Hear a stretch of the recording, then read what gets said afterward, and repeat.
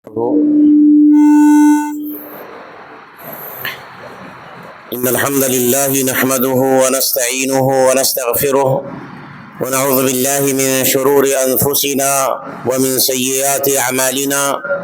من يهده الله فلا مضل له ومن يضلل فلا هادي له، وأشهد أن لا إله إلا الله وحده لا شريك له، وأشهد أن محمدا عبده ورسوله. يا أيها الذين آمنوا اتقوا الله حق تقاته ولا تموتن إلا وأنتم مسلمون. يا أيها الناس اتقوا ربكم الذي خلقكم من نفس واحدة وخلق منها زوجها وبث منهما رجالا كثيرا ونساء، واتقوا الله الذي تساءلون به والأرحام إن الله كان عليكم رقيبا. يا أيها الذين آمنوا اتقوا الله وقولوا قولا سديدا يصلح لكم أعمالكم ويغفر لكم ذنوبكم، ومن يطع الله ورسوله فقد فاز فوزا عظيما. أما بعد، فإن أصدق الحديث كتاب الله، وأحسن الهدي هدي محمد صلى الله عليه وسلم، وشر الأمور محدثاتها، وكل محدثة بدعة، وكل بدعة ضلالة، وكل ضلالة في النار. أعوذ بالله من الشيطان الرجيم. فإذا قضيت الصلاة فانتشروا في الأرض وابتغوا من فضل الله. معزز صدر جلسہ، علماء کرام، دینی ملی بھائیوں، نوجوان ساتھیوں، عزیز طلباء،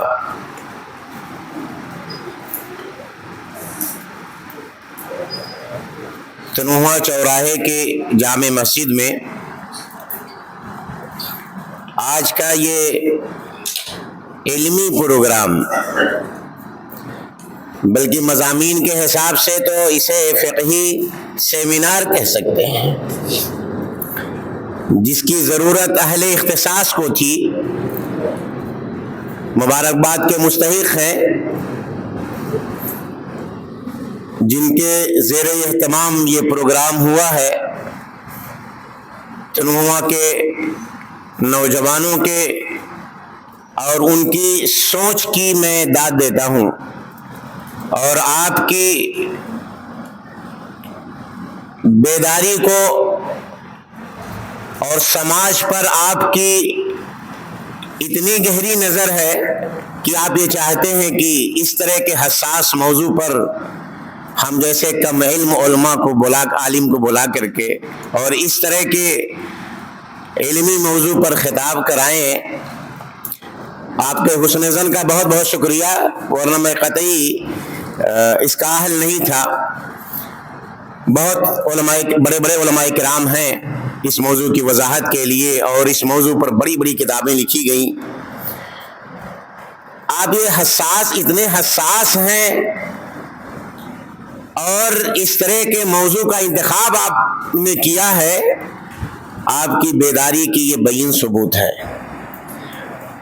اور آج یہ تو پہلا پروگرام ہے، اور مجھے امید ہے کہ اس کے بعد یہ سلسلہ آپ انشاءاللہ جاری رکھیں گے، اور جو اس موضوع سے متعلقین ہیں، جو تجارت کی دنیا سے جڑے ہوئے لوگ ہیں، جو تجارت کے میدان میں آنا چاہتے ہیں، آپ ان کو پکڑ کر کے لائیں گے تاکہ وہ اس سے زیادہ فائدہ اٹھا سکیں. ہمارے سامنے جو تعداد ہے وہ طلباء کی ہے، بیچارے مولوی بنیں گے اور اس کے بعد ان کی تنخواہ ویسے ہی 10,000 رہے گی، کیا تجارت اور کیا سوچیں گے.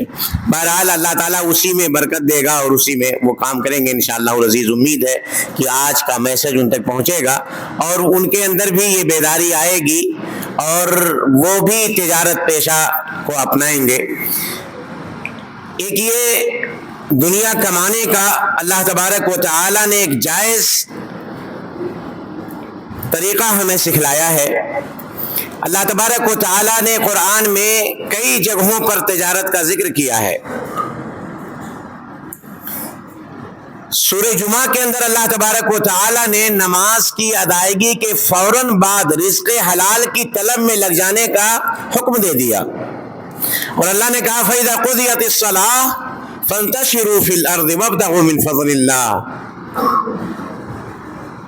جب جمعے کی نماز سے آپ فارغ ہو جاؤ تو صرف آپ مسجد ہی میں نہ بیٹھے رہو کہ آپ کا رات دن مسجد ہی میں گزر جائے اور آپ کے پیچھے جو آپ کے عیال ہیں وہ آپ کے انتظار میں رہیں کہ والد صاحب گھر سے نکلے ہیں اور کچھ کما کر کے لائیں گے تو آپ کہ روز و شب مسجدوں میں صرف گزر رہے ہیں. اللہ تبارک و تعالیٰ یہ نہیں چاہتا، بلکہ یہ کہتا اللہ تبارک و تعالیٰ وَابْتَغِ فِي مَا آتَاكَ اللَّهُ الدَّارَ الْآخِرَةَ وَلَا تَنْسَ نَصِيبَكَ مِنَ الدُّنْيَا.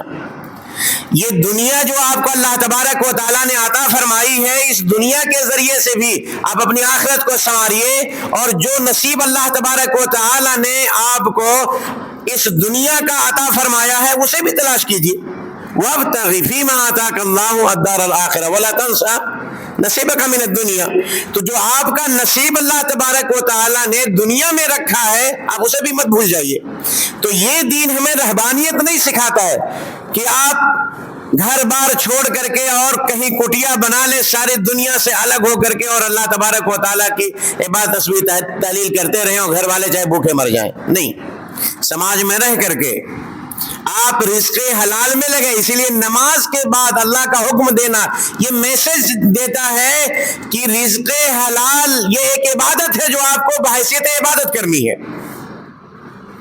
اسی لیے اگر اس کسب حلال اور اس کو جائز جگہوں پر خرچ کرنے کے بارے میں احادیث آپ پڑھیں گے تو آپ کو اندازہ لگے گا کہ کتنا عظیم صدقہ ہے یہ.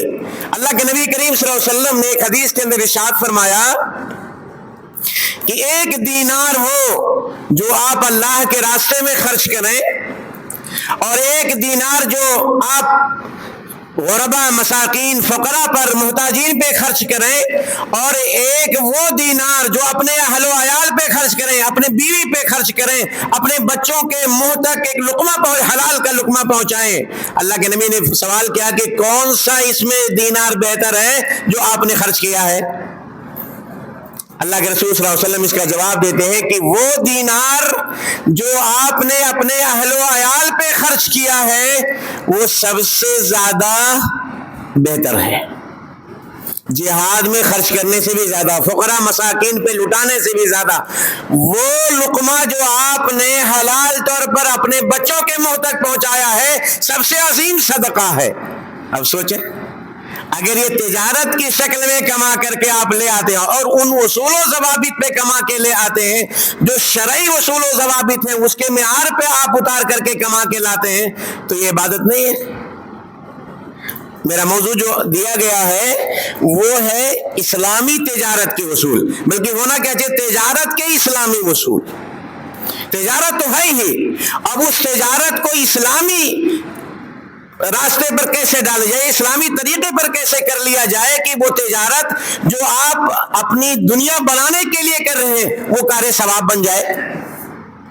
تو اللہ تبارک و تعالیٰ نے نماز سے فراغت کے بعد یہ حکم دیا کہ فَإِذَا قُضِيَتِ الصَّلَاةُ، جب نماز پڑھ لی جائے تو اب آپ کو کیا کرنا ہے؟ زمین میں پھیل جاؤ،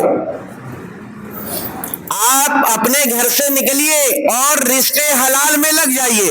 یہاں میں آپ کو نبی صلی اللہ علیہ وسلم کی ایک اور حدیث ذکر سنا دیتا ہوں. اللہ کے نبی کریم صلی اللہ علیہ وسلم نے فرمایا، ہم لوگ آئیں گے کچھ صورتیں آئیں گی، شیخ صاحب بھی بتائیں، شیخ صاحب نے بھی حرام کمائی کے یا کمائی کے جو ذرائع ہیں اس میں کون کون سے ذرائع حرام کے ہیں ان پہ بھی روشنی ڈالی گئی. ایک اس میں سے شیخ کی زبانی ابھی آپ نے شیخ ابرار صاحب کی زبانی آپ نے ابھی سنا ہے، اور اس کے بعد شیخ محمد نسیم مدنی حفظ اللہ آپ کو سنائیں گے. اللہ کے نبی کریم صلی اللہ علیہ وسلم فرماتے ہیں لو توکلتم علی اللہ حق توکلہ لرزقکم کما یرزق الطیر. اگر اللہ تبارک و تعالیٰ پر آپ کا بھی بھروسہ ایسے ہی ہو جائے جس طرح ہونا چاہیے تو اللہ تعالیٰ آپ کو بھی روزی ایسے ہی عطا فرمائے گا جیسے پرندوں کو اللہ روزی دیتا ہے. کیسے دیتا اللہ تعالیٰ پرندوں کو روزی؟ یغدو خماسا ویروح بطانا. اپنے گھونسلے سے جب پرندہ اڑتا ہے تو خالی پیٹ ہوتا ہے. یہ غدو خماسا، صبح کے بعد کہاں شروع ہو جاتا ہے فجر کے بعد ہی، اور وہ ایک علامت ہوتی ہے فجر کی نماز سے جیسے ہی غلط میں اگر آپ نماز پڑھتے ہیں فجر کی نا، اس کے بعد دیکھیں اللہ تبارک و تعالیٰ کی مخلوق سب بیدار ہو جاتی ہے، اپنی روزی کی تلاش میں نکل جاتی ہے، اور ہمارا مسلمان بھائی ہے ٹرا کے سوتا ہے کتنے بجے تک؟ کتنے بجے تک بولو نا آپ لوگ؟ اس لیے کہ یہ درس جو ہے ہمارا وہ تقریر جلسہ والا نہیں ہے، آپ کی بیداری ہمیں کچھ کہلوا لے، ہم سے کچھ کہلوا لے جائے گی۔ کتنے بجے ٹرا کے سوتے ہیں؟ 8-9 بجے تک، نہیں 8-9 بجے تک ٹرا کے سو رہے، نہ فجر ہے نہ کچھ، نہ نماز ہے نہ کچھ ہے۔ 8-9 بجے اٹھیں گے، اس کے بعد برش منجن اٹھائیں گے اور تب ٹھاٹ سے نکلیں گے دکان کے لیے، اور تب تک کتنی روزی اللہ تبارک و تعالیٰ بانٹ چکا ہے۔ جو روزی سمیٹنے والے تھے وہ اپنے گھونسلوں سے اڑ چکے ہیں، اور ہم لوگ سوئے ہیں، سوچ رہے ہیں بس خالی تمناؤں میں زندگی ہے ہماری، ہے نا؟ پاؤں پسارے ہیں کہ آج بھروسہ کس کے رکھے ہوئے ہیں کہ جو اللہ تعالیٰ نے جو اللہ نے لکھا ہے وہ آہی کر کے رہے گا۔ نہیں، اللہ تعالیٰ نے اسباب اختیار کرنے کو کہا، تو کہا کہ یغدو خماسا، وہ پرندہ اپنے گھونسلے سے نکلتا ہے۔ اور کبھی آپ نے پرندے کے گھونسلے میں کوئی ڈہری دیکھی؟ کوا کا بہت سارے آپ نے پرندے کے گھونسلے اجاڑے ہوں گے بچپن میں، ہے نا؟ آپ نے کبھی دیکھا کہ اس کے اندر کوئی ڈہری رکھی ہوئی ہو؟ دیکھا آپ نے کبھی؟ کوئی اکاؤنٹ نمبر ہے؟ کوئی کھاتا ہوتا ہے ان کے پاس؟ نہیں ہے۔ کوئی ہے کھاتا ان کے پاس؟ نہیں ہے، مگر وہ اس بھروسے پہ نکلتا ہے پرندہ، اس اعتماد پر نکلتا ہے کہ جس خالق نے اسے پیدا کیا ہے اس کی روزی کا سامان بھی وہی مہیا کرے گا۔ وَمَا مِن دَابَّةٍ فِي الْأَرْضِ إِلَّا عَلَى اللَّهِ رِزْقُهَا، اس روئے زمین پہ جتنے بھی ذی روح ہیں ساری کی روزی کی ذمہ داری اللہ تعالی نے اٹھا رکھی ہے۔ تو آپ پرندوں سے سبق لیں کہ خالی پیٹ نکلتا ہے، لیکن شام کو جب واپس جاتا ہے نبی نے فرمایا وَيَرُوحُ بِطَانًا، شکم شیر ہو کر کے، اور اپنی ہی روزی نہیں بلکہ اپنے چوش میں اپنے بچوں کی بھی روزی لے کے جاتا ہے اور اسے بھی چناتا ہے، پھر صبح نکلتا ہے، کوئی بینک بیلنس نہیں اس کے پاس۔ یہ کامل اعتماد ہے کہ جس رب نے اسے پیدا کیا ہے وہ اسے روزی بھی دے گا، بس ضرورت اس بات کی ہے کہ وقت پہ آپ نکلو، اپنی روزی پانے کے لیے وقت پہ آپ نکلو۔ آپ سب کسان ہیں، اگر آষاڑھ میں بیج نہیں ڈالے ہوتے اور اب اس وقت آپ بیج ڈالیں اور اس کے بعد کہیں 4 مہینے کے بعد دھان کاٹیں گے تو کاٹ پائیں گے؟ بولیں، جو لوگ سو رہے تھے نہیں دھان بولے کہ کیا چلو بعد میں تو پائیں گے، نہیں پائیں گے، تو اس لیے وقت پہ آپ کو اٹھنا ہوگا۔ جس طرح پرندہ صبح اٹھتا ہے، فجر کے وقت بیدار ہو جاتا ہے، اللہ کی تسبیح تحلیل کرتا ہے، اور اس کے بعد اللہ کی روزی میں اللہ تبارک و تعالیٰ نے جو اس کے مقدر کی روزی رکھی ہے اس کی تلاش میں نکل جاتا ہے۔ تو یہ کام جو روزی تلاش کرنے کا ہے، اللہ تبارک و تعالیٰ نے اس کی طرف توجیہ اپنے کتاب کے اندر، احادیث کے اندر بہت ساری آپ کو ملیں گی، بہت ساری آپ کو توجیحات نبویہ بھی ملیں گی، قرآن کی آیات ملیں گی، تجارت کے ذکر ملیں گے۔ آپ نے بارہا ناظم محترم سے سنا ہے وَأَحَلَّ اللَّهُ الْبَيْعَ وَحَرَّمَ الرِّبَا، اللہ تبارک و تعالیٰ نے بیع کو، خرید و فروخت کو حلال قرار دیا ہے۔ اب یہ تجارت ہے کیا چیز؟ اگر سادے لفظوں میں آپ سے بتاؤں کہ تجارت کس کو کہتے ہیں، کس کو کہتے ہیں، کیونکہ موضوع ہمارا تجارت ہے، کس کو کہتے ہیں تجارت؟ سادے لفظوں میں آدھی لائن میں اگر یہ بات کہی جائے تو اس کو اس طرح سے کہہ سکتے ہیں کہ فائدے کی نیت سے مال کو بیچنا اور خریدنا، یہ تجارت ہے۔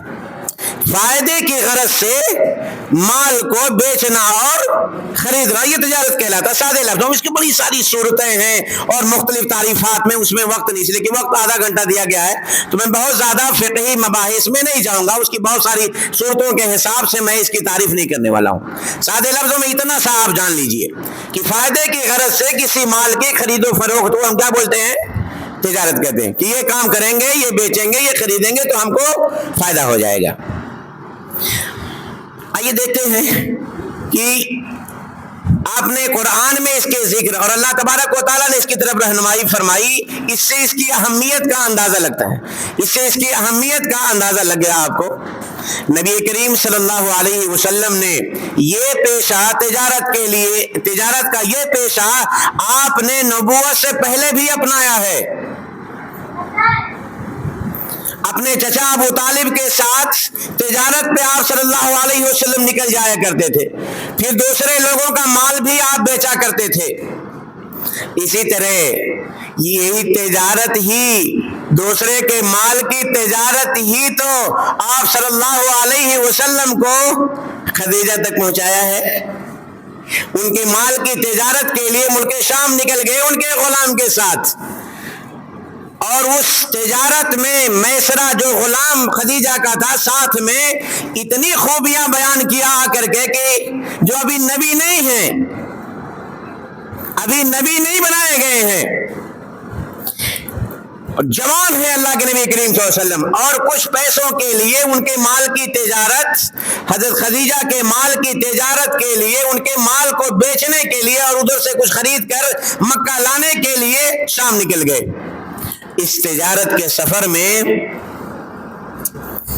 اللہ کے نبی کریم صلی اللہ علیہ وسلم کے اخلاق کریمانہ کا مشاہدہ خدیجہ کے غلام میسرہ نے کیا کہ پورا سامان بیچنے کے بعد، پورا سامان بیچا، اتنا فائدہ ہوا، اور اس پورے تجارتی سفر میں اللہ کے نبی جناب محمد رسول اللہ صلی اللہ علیہ وسلم جو ابھی نبی نہیں ہوئے ہیں، ایک بار بھی جھوٹ نہیں بولا. کبھی جھوٹی قسم کھا کر کے اپنا سامان نہیں بیچا، اور سارا سامان بک بھی گیا. آ کر کے جب سارا ماجرا سنایا اور خدیجہ رضی اللہ تعالی عنہا نے ساری برکتیں دیکھی تو ایسا لگا کہ ان کی کوئی کھوئی ہوئی موتی تھی جس کی تلاش میں تھی، اور شادی کا پیغام بھجوایا، اور وہی تجارت ان سے شادی کا سبب بن گیا. اور اللہ کے نبی کی عمر 25 سال کی اور 40 سال کی جہاں دیدہ شوہر دیدہ خاتون، ہوشیار نجیب، بڑے ہی جہاں دیدہ بڑی ہوشیار خاتون نبی کریم صلی اللہ علیہ وسلم کے نصیب میں آ گئی. اس کے بعد یہ سلسلہ صحابہ کرام تک پہنچتا ہے. اللہ کے نبی کریم صلی اللہ علیہ وسلم نے یہ تجارت کی تو صحابہ بھی پیچھے نہیں رہے. ہجرت کا موقع ہے، لوگ ہجرت کر کے مدینہ پہنچے. انہیں مہاجرین میں ایک مہاجر صحابی عبد الرحمن ابن عوف رضی اللہ تعالی عنہ بھی ہے. اللہ کے نبی کریم صلی اللہ علیہ وسلم نے مہاجرین کے مدینہ پہنچنے کے بعد ایک ایسے کام کی شروعات کی آج تک تاریخ ایسی مثال نہیں پیش کر پائی ہے، اور وہ مواخات اور بھائی چارگی کی تھی. آج تک دنیا کی تاریخ وہ مثال نہیں پیش کر پائی ہے. اللہ کے نبی نے کہا کہ فلاں آپ کے بھائی رہیں گے، فلاں آپ کے بھائی. لوگوں نے اپنے گھر کے دروازے بھی کھولے اور اپنے دل کا دروازہ اس سے پہلے کھول دیا. اور میرے بھائی ہم آپ کو اپنا بنانا چاہتے ہیں. سعد ابن ربی رضی اللہ تعالی عنہ کے حصے میں عبد الرحمن ابن عوف رضی اللہ تعالی عنہ پڑ جاتے ہیں. ان کے درمیان بھائی چارگی کرائی گئی. ایک طرف ایثار دیکھیے اور دوسری طرف تعفف دیکھیے گا کہ دنیا کی لالچ ان کے اندر نہیں تھی. سعد ابن نبی رضی اللہ تعالیٰ عنہ کیا کہتے ہیں عبد الرحمن ابن عوف سے کہ میرے بھائی، پیارے نبی نے تو آپ کو میرا اپنا بھائی بنا دیا ہے. آپ مکہ تو اپنا سب کچھ چھوڑ کر کے چلے آئے ہیں، آپ کے پاس تو کچھ نہیں ہے. آپ میرے پاس نہتے آئے ہوئے ہیں، آپ کے پاس کوئی ساز و سامان نہیں ہے، بے سر و سامانی کے عالم میں آپ میرے پاس آئے ہوئے ہیں. پیارے حبیب نے میرا بھائی آپ کو بنایا ہے، اب میرا بھی کچھ فرض بنتا ہے. میرے بھائی یہ میری جائیداد ہے، میں اس کے 2 حصے کرتا ہوں. میں اپنی جائیداد کے 2 حصے کرتا ہوں. ایک حصہ میرے بھائی عبد الرحمن آپ لے لیجئے. میرے پاس ایک سے زیادہ بیوی ہے، آپ ان میں سے جس کو پسند کر لیں میں اسے طلاق دے دیتا ہوں، اسے آپ شادی کر لیجئے. اللہ اکبر. دنیا نے کبھی ایسی کوئی مثال ایثار کی نہیں دیکھی ہے. یہاں تو ہم اپنی دنیا بنانے کے لیے اپنے بھائی کا مار کھانے کے لیے تیار ہیں، ہے کہ نہیں ہے؟ اپنی دنیا سنوارنے کے لیے ہم نے تو حلال و حرام کی تمیز چھوڑ دی ہے، اور یہاں لوگوں نے آخرت کو کمانے کے لیے اپنی جائیداد داؤں پہ لگائی ہے، اپنا سب سے قیمتی سرمایہ داؤں پہ لگا دیا. کہا یہ بیوی ہے، ان میں سے جو پسند ہو لے لو. میں طلاق دیتا ہوں، جو آپ پسند کرتے ہو اسے آپ شادی کر لیجئے۔ عبد الرحمن ابن عوف رضی اللہ تعالی عنہ نے کہا، اے میرے بھائی سعد، اللہ تعالیٰ آپ کے مال و اولاد میں برکت عطا فرمائے، مجھے مدینے کا بازار دکھا دیجئے۔ یہاں سے دیکھ رہی ہے تجارت کیسے صحابہ نے تجارت کیا۔ کہا مجھے مدینے کا بازار دکھا دیجئے۔ مدینے کا بازار جانتے ہو، ہم لوگ تو سوچتے ہیں نا کہ ایک مرتبہ ایک ہی بار میں کروڑ پتی بن جائیں۔ اگر تجارت کرنی ہی ہے تو 50 60 70 2 کروڑ 3 کروڑ روپیہ ہو، پیسہ اتنا نہیں ہے تو لون کرا لیتے ہیں، لیکن دکان کھولیں گے تو بڑی ہی دکان کھولیں گے، چھوٹی نہیں۔ عبد الرحمن ابن عوف نے کھجور، پنیر، چھوٹی چھوٹی چیزیں مدینے میں رکھ کر کے بیچنا شروع کیے۔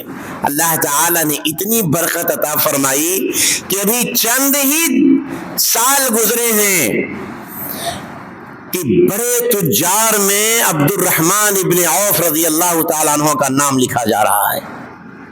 اس وقت کے بڑے تاجروں میں عبد الرحمن ابن عوف رضی اللہ تعالیٰ عنہ کا نام لکھا جاتا ہے۔ چند ہی سال گزرے ہیں، تجارت کس سے؟ پنیر سے، کھجور سے، معمولی چیزوں سے شروع کیا ہے۔ تو یہاں یہ میسج ملتا ہے کہ تجارت کرنے کے لیے بڑی ہی دکان ہو تبھی نہیں، آپ اپنے حساب سے جو اللہ نے میسر کیا اس سے آپ آگے بڑھیں اور تجارت کو اپنائیں، اور اللہ تعالیٰ اس میں بہت کچھ برکت عطا فرمانے والا ہے۔ یہ آپ کو سلسلہ ملے گا عثمان غنی رضی اللہ تعالیٰ عنہ، داماد رسول، ذو النورین، کتنے بڑے تاجر ہیں، اکیلے غزوہ تبوک کی تیاری کرانے والے عثمان غنی رضی اللہ تعالی عنہ ہیں، مدینے کے بڑے تجار میں جن کا شمار ہوتا ہے۔ تجارت پیشہ اپنایا، اور اس طرح سے اگر ان کے بعد کے محدثین، تابعین اور تبع تابعین اور ائمہ کرام کو دیکھیں گے، علماء کرام اپنے اسلاف کو دیکھیں گے، سب اس تجارت سے جڑے رہے ہیں، چاہے چھوٹی ہی صحیح، معمولی ہی صحیح، کسب حلال میں سارے کے سارے لوگ جڑے ہوئے ہیں۔ تھوڑا سا جو وقت بچا ہے، آئیے اب ہم آپ کو کچھ بہترین اصول بتاتے ہیں جو ہماری شریعت تاجروں کو سکھاتی ہے کہ اگر ان اصولوں کو اپنائیں گے تو یہی پیسہ آپ کے گھر میں حلال طریقے سے آئے گا، اور نہیں تو آپ کی یہ محنت حرام طریقے سے بھی پیسے آپ کے گھر میں لائیں گے، مگر آپ نے حرام طریقے سے اسے اپنے گھر میں پہنچایا ہے۔ اگر صبر کرتے اور حلال طریقہ اختیار کرتے تو آپ کے مقدر کی روزی حلال طریقے سے آپ کے گھر تک یقیناً پہنچتی۔ عربی مقولہ ہے، رزقک یعرف عنوانک وان لم تعرفه فهو یعرفک۔ آپ کی جو روزی ہے وہ آپ کا پتہ جانتی ہے، اگرچہ آپ اس کا پتہ نہیں جانتے مگر وہ آپ کا گھر جانتی ہے۔ اچھا بتاؤ، آج کے 30 سال پہلے بزرگ لوگ، یہ بچے کیا جانیں گے، مگر آپ لوگ جانتے۔ آپ کے گاؤں میں سڑک ایسے پکی تھی، ڈاکیا خط لانے کے لیے کئی بار سوچتا رہا ہوگا کہ کیسے جائیں گے گاؤں کے اندر، ہر طرف سے جو راہ ہے، اور خاص کر کے ساون کے مہینے میں تو 1 مہینہ کا انسلے مار دی، 2 مہینہ 3 کہ بعد میں لے کے جائیں گے، جب راستہ ہو جائے گا خط پہنچا دیں گے۔ آپ کے نام کے ویزے آپ کے تک پہنچے ہیں کہ نہیں پہنچے ہیں؟ آپ کے گاؤں میں آپ کے بچوں کے نام کے ویزے پہنچے کہ نہیں پہنچے ہیں؟ یہ اللہ بندوبست کرتا ہے، بس آپ کو تھوڑی سی صبر کی ضرورت ہے، اور انشاءاللہ حلال طریقے سے یہ روزی آپ تک پہنچے گی انشاءاللہ العزیز۔ اس کے اصولوں میں سے ایک اصول یہ ہے، اسلامی تجارت میں سے باتیں بہت ہیں، اس کے اصولوں میں سے پہلا اصول یہ ہے کہ تاجر کو اپنی نیت خالص کر لینی چاہیے۔ یہ مان کر کے تجارت کرنی ہے کہ میں اس لیے کمانے جا رہا ہوں، میں تجارت اس لیے کرنے جا رہا ہوں تاکہ حلال کمائی اپنے گھر میں لے کر کے آؤں، اور اس حلال کمائی سے اپنی اور اپنے بچوں کی پرورش کروں۔ یہ نیت اگر ہوگی تو وہی تجارت آپ کے لیے ثواب کا سامان بن جائے گی، عبادت کی صورت اختیار کر لے گی۔ تو اس لیے یہ پہلی چیز ہے جس میں آپ کو اپنی نیت درست کر کے، تجارت کے شرعی اصولوں میں سے یہ پہلا اصول ہے کہ تاجر کو اپنی نیت خالص کرنی چاہیے۔ یہ دنیا تو آ کر کے ہی رہے گی، مگر اس دنیا کو آپ عبادت کے طریقے سے اپنے گھر میں لے کر کے چلے آئیں، یہ کمال کی بات ہے۔ یہ کمال کی بات ہے۔ تو اس لیے سب سے بہتر چیز یہ ہے کہ آپ حلال طریقے سے اس کمائی کو اپنے گھر کے اندر لے کر کے آئیں۔ تو آپ کو اپنی نیت درست کرنی چاہیے، اور اگر آپ اپنی نیت خالص کر کے اس تجارت کی دنیا میں اپنا قدم رکھیں گے، انشاءاللہ العزیز اللہ تبارک و تعالیٰ ایسی برکتیں آپ کو عطا فرمائے گا جیسے صحابہ کرام کو اللہ تبارک و تعالیٰ نے ایسی برکتیں ان کے تجارتوں میں عطا فرمائی کہ اکیلے پورے غزوے کی تیاری کرا دیتے تھے، کیونکہ اللہ تبارک و تعالیٰ نے اتنا کچھ عطا فرما دیا ہے کہ اللہ کے راستے میں لٹانے میں کوئی دریغ نہیں ہونا۔ پورا یقین ہے کہ جو دیا ہے وہ مزید پھر ہمیں عطا فرمائے گا۔ تو اللہ کے راستے میں لٹانے میں اگر نیت خالص ہے تو انشاءاللہ العزیز اس میں برکت ہوگی، اور برکت کے نتیجے میں آپ اللہ کے راستے میں خرچ کرنے میں بہت ساری مثالیں ہیں کہ صحابہ کرام نے کیسے لوگوں کے لیے ایسی مثالیں پیش کی کہ کوئی جنگ کی تیاری کرا رہا ہے تو کوئی 13,500 کلو اللہ کے راستے میں دے رہا ہے، تو کوئی ایک کنواں ہے جو اس زمانے کے حساب سے سب سے مہنگا کنواں بیرے ہونا ہے، اسے خرید کر کے مسلمانوں کے حوالے کر دیتا ہے کہ جاؤ اس سے استفادہ کرو۔ یہ تجارت کی برکت تھی کہ عثمان غنی رضی اللہ تعالیٰ عنہ نے اتنا بڑا کام مسلمانوں کے لیے کیا، زمین مسجد نبوی کے لیے خرید دی۔ تو بہت سارے کام ایسے ہیں کہ جو عثمان غنی رضی اللہ تعالیٰ عنہ نے تجارت میں آنے کے بعد، عبد الرحمن ابن عوف رضی اللہ تعالیٰ عنہ نے تجارت میں قدم رکھنے کے بعد کیا ہے، اور اس لیے کر پائے ہیں کہ ان کی نیت میں خلوص تھا۔ تو اس لیے چھوٹی ہی تجارت سے ہی خالص نیت کے ساتھ اگر اس کے اندر آئیں گے تو انشاءاللہ العزیز اللہ تبارک و تعالیٰ آپ کو برکتیں عطا فرمائے گا۔ دوسرا جو اصول ہے تاجر کو جو اپنانا چاہیے، ایک شرعی اصول، لا ضرر ولا ضرار، لا ضرر ولا ضرار، نہ آپ کسی کو نقصان پہنچائیں نہ آپ خود نقصان اٹھائیں۔ میں اس تعلق سے ایک بات کہہ دوں، جو بات آگے آئے گی ایک ضمن میں، نجش ایک باب ہوتا ہے۔ آپ نے کتاب البیوع کے اندر یہ باب پڑھا ہوگا کہ اللہ کے نبی کریم صلی اللہ علیہ وسلم نے نجش سے منع فرمایا ہے۔ میں آج دیکھتا ہوں یہ 2 جگہوں پر واضح طور پر یہ نجش کی شکایت ملے گی۔ ایک تو یہ کہ اگر جانور خریدنے چلے جائیں یا آپ کے مسجدیہ میں جو بازار لگتے ہیں وہاں، اور اسی طرح سے ڈاکٹری پیشے میں یہ چیز آپ کو ملے گی، کمیشن کے نام پہ چیک اپ کرانے کے لیے بہت سارے ڈاکٹر صاحب کو ضرورت بہت سارے چیک اپ کی نہیں ہے، مگر پیسہ کیسے اس سے ایٹھا جائے تو بہت سارے چیک اپ لکھ دیا، اور سیٹنگ ہے کس سے؟ لیب والے سے، کہ آپ میں فلاں نشان لگا دوں گا، اسی کو صحیح چیک کرنا، باقی نارمل دے دینا۔ یہ کیا ہے؟ ریٹ آپ نے بڑھا دیا، آپ نے اپنے مریض کو تکلیف پہنچایا۔ ڈاکٹر آپ ہیں، ایک شرعی علم کے بعد اگر کوئی کسی علم کا درجہ ہے تو وہ طب کا درجہ تھا، میڈیسین دنیا کا درجہ تھا شرعی علم کے بعد، کہ وہ روحانی علاج کرتا ہے تو اللہ تعالیٰ کے مخلوق کا جسمانی علاج آپ کرتے ہیں، مگر آپ نے اتنے پوتر، اتنے بہترین اور پاک آپ نے تجارت کو، پاک پیشے کو آپ نے گندا کر کے رکھ دیا ہے کمیشن کے چکر میں۔ تو یقین نہیں ہے نا پرندوں جیسا، تب تو یہ کام کر رہے ہیں۔ اگر یقین ہوتا کہ اللہ تبارک و تعالیٰ ہمارے پاس کسٹمر بھیجیں گے، آپ آسانیاں پیدا کریں، اللہ تبارک و تعالیٰ آپ کے لیے آسانیاں پیدا فرمائے گا۔ اسی طرح سے اگر آپ چلے جائیں جانوروں کے بازار میں تو وہاں بھی ایک آدمی رہے گا اس میں سے جس کو خریدنا نہیں ہے، وہ کیا کرے گا؟ جانور کا ریٹ زیادہ بڑھا کر کے کہے گا کہ خریدنے، تاکہ بغل والا وہ یہ سمجھ سکے کہ اس جانور کی یہ مارکیٹ ویلو ہے، مارکیٹ کی یہ قیمت ہے۔ تو 10,000 والا 15,000 میں خرید کے لے کے چلا آیا، کس لیے؟ کیونکہ ایک تیسرا آدمی تھا جس نے اس کا ریٹ بڑھا دیا، جس کو اصل میں خریدنا ہی نہیں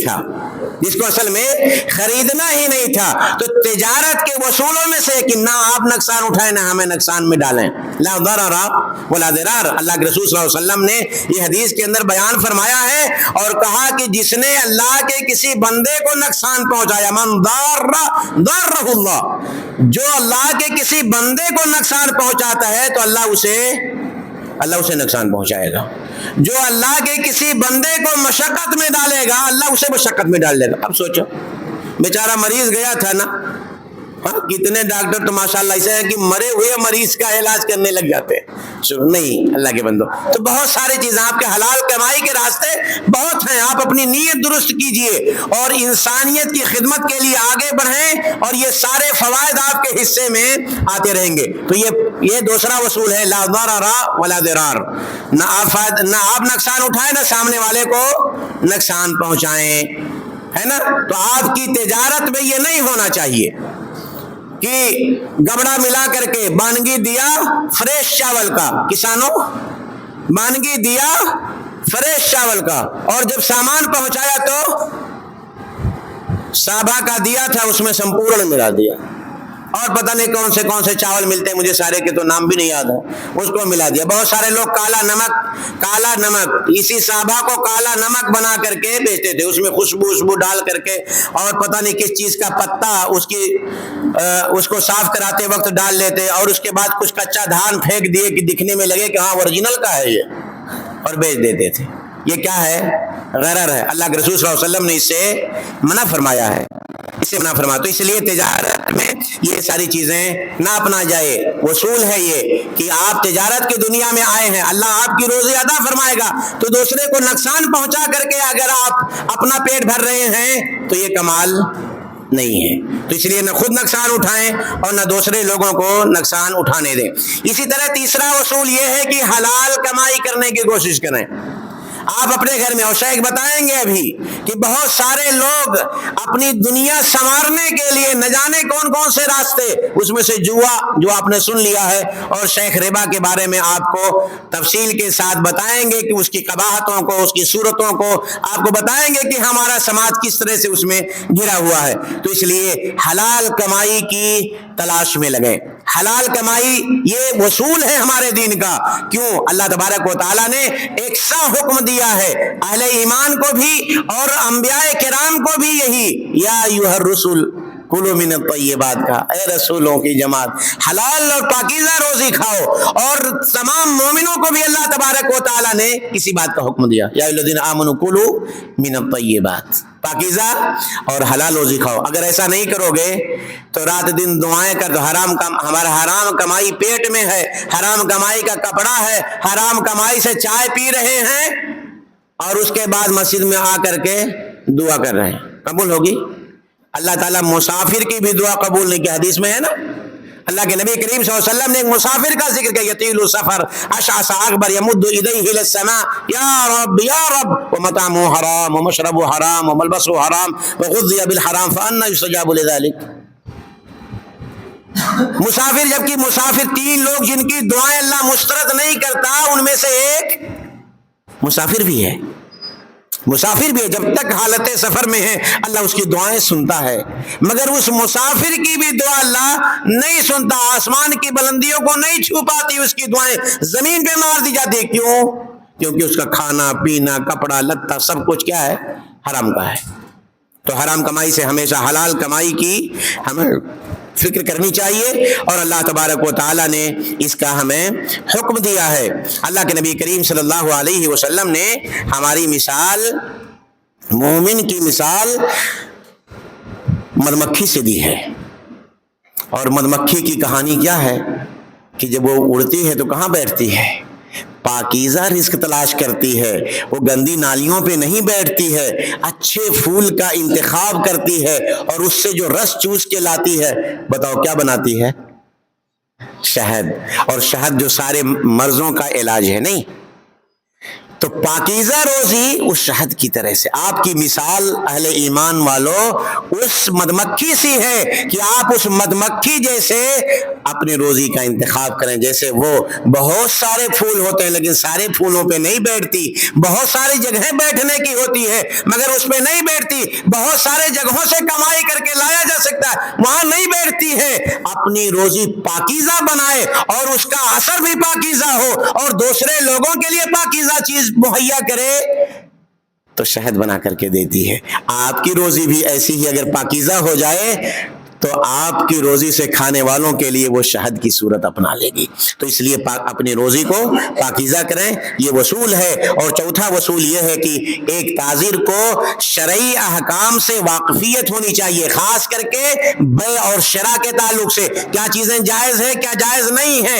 اگر آپ کو سمجھ میں نہیں آ رہا تو علماء کرام ہے فاسألوا اہل الذکر ان کنتم لا تعلمون. پتہ نہیں ہے کہ یہ تجارت کرنے جا رہے ہیں، بینک والے نے آفر کیا ہے، یہ آپ کو پتہ نہیں ہے. بچے کی ولادت ہوئی، پیسہ سامنے آ رہا ہے کہ 5,000 جمع کرو اور 20 سال کے بعد ہم اتنے لاکھ روپے آپ کے کھاتے میں ڈال دیں گے. تو پہلے مولوی صاحب سے پوچھ لو یہ جائز ہے کہ جائز نہیں ہے، اس کی شرعی حیثیت کیا ہے. یہ 5 کے بعد 5 لاکھ ہمارے کھاتے میں جو آنے والا ہے، اس کی شرعی حیثیت کیا ہے، پہلے پتہ کر لیجئے. تو ایک تجارت کی دنیا میں اترنے سے پہلے تجارت کے متعلق احکامات کا جاننا ضروری ہے. اسی لیے عمر ابن خطاب رضی اللہ تعالی عنہ کہتے تھے کہ جس کو دین کی تفقہ نہ ہو، دین کے مسائل نہ جانتا ہو، اس کو تجارت میں قدم نہیں رکھنا چاہیے. تجارت کے حلال و حرام کو نہیں سمجھتے اور کود پڑے ہیں. اب اس کا نتیجہ یہ ہوگا کہ ہر حلال حرام ساری چیزیں آ جائیں گی. جیسے بہت سارے لوگ یہ کہہ بیٹھتے نہیں کہ سود میں اور تجارت میں کیا فرق ہے. 10 روپے کا لا کر کے 12 روپے کا بیچتے ہو، اور وہی کام تو ہم بھی کرتے ہیں، 10 روپے رکھ کر کے 12 روپے لے رہے ہیں. تو کیا فرق ہے؟ فرق کیا ہے؟ احل اللہ البیع وحرم الربا. یہ واضح فرق ہے کہ اللہ تبارک و تعالیٰ نے اسے حلال قرار دیا، اسے حرام قرار دیا. یہ پہلی بات. حکمت آپ کو سمجھ میں نہیں آئے وہ اہل علم کا کام ہے، مگر اللہ تبارک و تعالیٰ نے حرام قرار دیا تو حرام ہے، اور جس چیز کو حلال قرار دیا اس حلال راستے پر ہمیں چلنا چاہیے. تو اس طرح سے حضرت عمر بن خطاب رضی اللہ تعالی عنہ کا یہ من قد تفقہ فی الدین، ہمارے بازاروں میں وہ تجارت پیشہ نہ اختیار کرے، وہ خرید و فروخت ہمارے بازار میں نہ کرے جسے دین کی تفقہ، دین کی سوجھ بوجھ نہیں ہے. تو اس لیے دین کی خاص کر کے بیع اور شراء کے مسئلے میں اسے کچھ معلومات حاصل کر لینی چاہیے. باتیں بہت ساری ہیں، اور انہی میں سے جس چیز کو آپ کو جاننا ہے، جن احکام میں سے وہ غرر کا مسئلہ ہے. ہمارے یہاں بہت سارے ہیں، ہم تالاب میں پڑی مچھلیوں کو لے لیے، خرید لیے. پتہ ہے کتنا ہے؟ نہیں پتہ. کئی کنٹل ہوئی مچھلی؟ پتہ نہیں ہے. کتنا ڈالے ہیں؟ نہیں پتہ ہے. غرر ہے، اور اس غرر کی وجہ سے یہ بیع جائز نہیں ہے.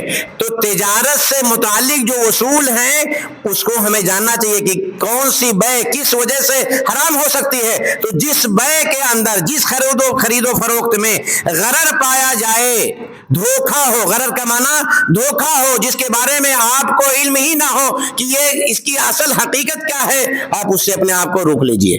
تو اس لیے تالاب میں ایسی ہی کتوا مچھلی مت خرید لیجئے، پتہ ہونا چاہیے. ٹھیک ہے. تو غرر کے مسائل بہت سارے ہیں، تو اس طرح سے آپ اس کے اندر نہ پائیں. دوسری صورت جو نجش کی میں نے پہلے ہی ذکر کر دیا ہے کہ کسی چیز کے ریٹ کو بڑھانے کے لیے تیسرا آدمی آ کر کے سامان کا ریٹ بڑھا کر کے چلا جائے تاکہ وہ سامان کوئی بھائی مہنگے میں آ کر کے خرید لے، یہ جائز نہیں ہے، اور اس طرح سے کمائی کرنا بھی جائز نہیں ہے. اللہ کے نبی کریم صلی اللہ علیہ وسلم نے اس سے منع فرمایا ہے. نہی عن النجش، اللہ کے نبی کریم صلی اللہ علیہ وسلم نے اس بات سے منع فرمایا ہے. اسی طرح تجارت پر تجارت، یہ بھی ایک عجیب مسئلہ ہے ہمارے ہاں. اگر زمین کا مسئلہ، زمین کی خرید و فروخت مسئلہ اعلان کر دیا آپ نے شیخ، ریٹ لگا دیا ہے کسی زمین کا کہ یہ کھیت ہے 12 لاکھ روپے بگہے میں ہم بیچنے جا رہے ہیں، اور آپ نے بیانہ کر لیا ہے. پڑوسی کو پتا چل گیا کہ ارے وہ زمین تو ہمارے زمین کے پاس تھی، 12 لاکھ میں کیسے اسے مل رہا ہے؟ کیا کرے گا وہ؟ بیانہ واپس، ہم 13 لاکھ دیں گے، ہم 14 لاکھ دیں گے، 15 لاکھ دیں گے. کیا ہے شرعی حیثیت اس بیع کی؟ حرام ہے. اللہ کے نبی کریم صلی اللہ علیہ وسلم نے منع فرمایا، لا یبیع بعضکم علی بیع اخیہ یا علی بیع بعض. تم میں سے کوئی شخص، کوئی مسلمان بھائی اپنے بھائی کی بیع پر بیع نہ کرے جب تک کہ وہ چھوڑ نہیں دیتا ہے، تب تک آپ اس کے بیع پر بیع نہیں کریں گے. جب تک اس کا معاملہ چل رہا ہے، بھاؤ تاؤ کر رہا ہے یا بیعانہ ہو گیا ہے، اگر وہ چھوڑ دے تبھی آپ لے سکتے ہیں، نہیں چھوڑتا تو نہیں لے سکتے. کتنے لوگوں نے اس طرح سے ہمارے سماج میں واپس کر دیا ہے. اسی طرح سے ریٹ بڑھانے کے لیے پہلے ہی پہنچ جائیں, مارکیٹ سے پہلے ہی سامان لانے والوں کو مل جائیں اور اس کے بعد کہیں کہ ہم سامان تمہارا بیچوا دیں گے.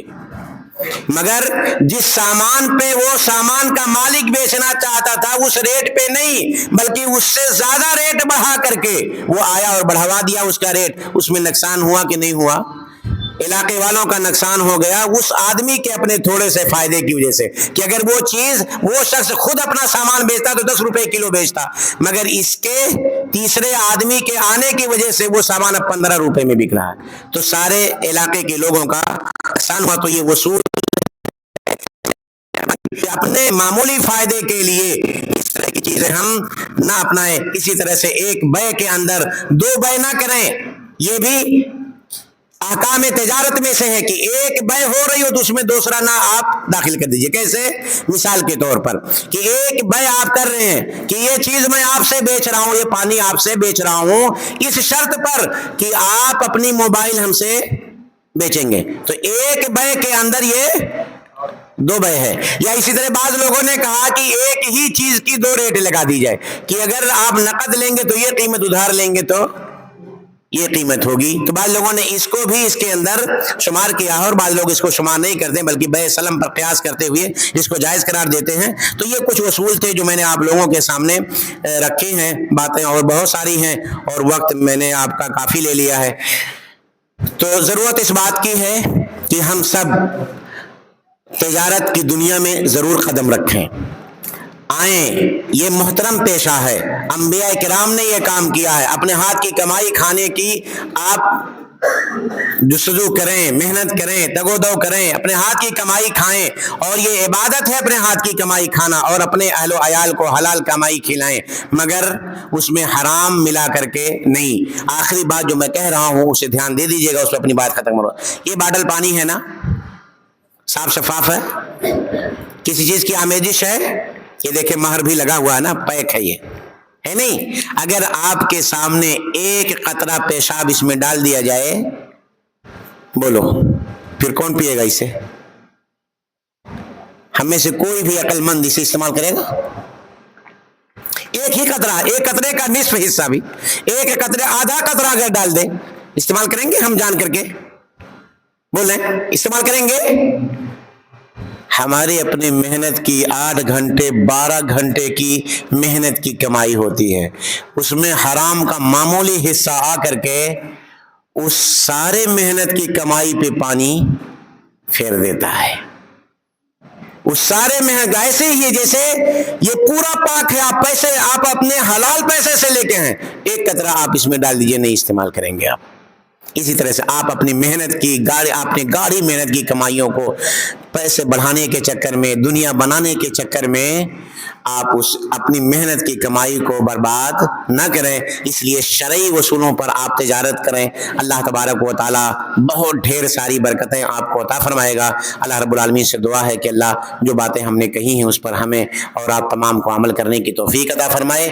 اور جن لوگوں نے یہ محفل سجائی ہے اللہ تبارک و تعالی ان کے اس محنت کو شرف قبول عطا فرما دے, ان کے رفع درجات کا اسے ذریعہ بنا دے, اور دین کی خدمت کرنے کی انہیں بارہا اس طرح سے توفیق عطا فرماتے رہے, اور ان کی دنیا اور آخرت سنوارنے کا اللہ تو اسے سبب بنا دے. اقول قولی ھذا استغفر اللہ لی ولکم ولسائر المسلمین فاستغفروہ انہ هو الغفور الرحیم. السلام علیکم ورحمۃ اللہ وبرکاتہ.